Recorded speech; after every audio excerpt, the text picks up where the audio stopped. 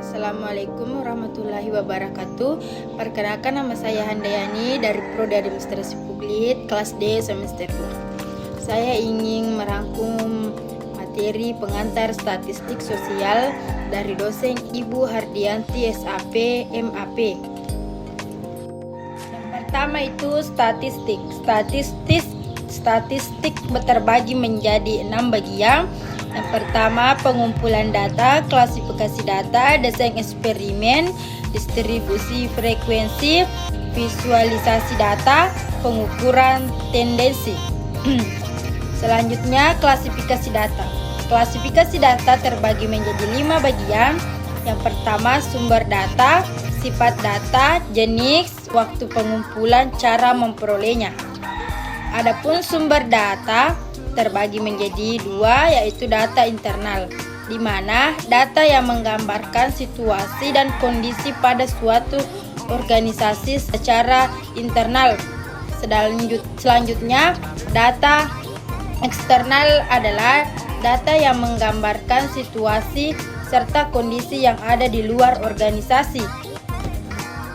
Cara memperolehnya terbagi 2, yaitu data primer dan data sekunder. Data primer adalah data yang dikumpulkan secara langsung dari sumber penggunaan data. Sedangkan data sekunder, data yang telah dikumpulkan di masa lalu oleh orang lain tetapi dibuat tersedia untuk digunakan orang lain. Selanjutnya, waktu pengumpulan. Ada 2. Waktu pengumpulan terbagi 2, yaitu data cross-sectional dan data time series. Data cross-sectional yaitu jenis data yang dikumpulkan dengan mengamati banyak subjek penelitian seperti individu, perusahaan, negara, atau wilayah pada suatu titik atau periode waktu. Sedangkan data time series adalah rangkaian titik data yang diindeksi atau terdaftar atau dibuat grafik dalam urutan waktu. Selanjutnya, paradigma penelitian kuantitatif dan kualitatif.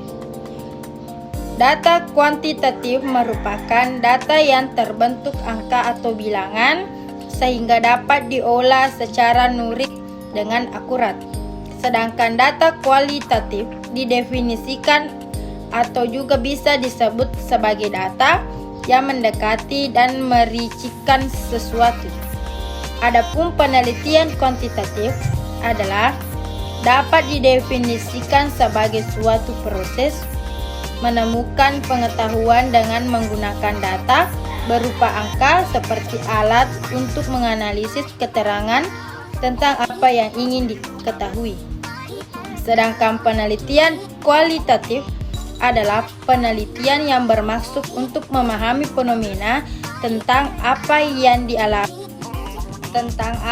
dialami subjek penelitian, misalnya perilaku, persepsi, motivasi, tindakan, dan lain-lainnya secara holistik dengan cara deskripsi dalam bentuk kata-kata dan bahasa pada suatu konteks khusus. Selanjutnya, populasi dan sampel. Menurut Jamaluddin Ahmad, populasi adalah wilayah generasi yang terdiri dari objek atau subjek yang menjadi kuantitas dan karakteristik tertentu yang ditetapkan oleh penelitian untuk dipelajari dan kemudian ditarik kesimpulannya. Menurut Sugiono 2005-90, pengertian populasi adalah suatu wilayah yang sifatnya general yang terdiri dari subjek ataupun objek dengan karakteristik tertentu. Populasi data dibedakan menjadi 4 bagian. Yang pertama itu populasi terbatas, populasi tak terbatas, populasi homogen, dan populasi heterogen. Selanjutnya, sampel. Sampel adalah sebagian dari populasi yang diambil sebagai sumber data dan dapat mewakili seluruh populasi. Keuntungan menggunakan sampel. Yang pertama, memudahkan penelitian untuk jumlah sampel yang lebih sedikit dibanding dengan menggunakan populasi. Kedua, penelitian lebih efisien dalam arti hemat uang, waktu, dan tenaga. Ketiga, lebih teliti dan cermat dalam mengumpulkan data.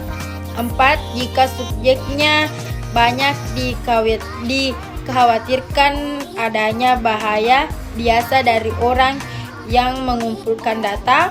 Dan yang kelima, penelitian lebih efektif. Teknik penarikan sampel terbagi dua, yaitu non-probability sampling dan probabilitas sampling.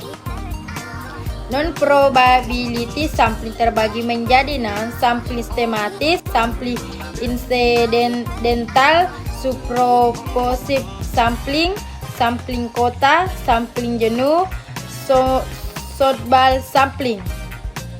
Selanjutnya, probabilitas sampling, yaitu terbagi menjadi tiga, sampling acak, teknik stratifikasi, dan teknik cluster. Itulah tadi materi yang saya bisa rangkum. Mohon maaf bila ada kesalahan. Wassalamualaikum warahmatullahi wabarakatuh.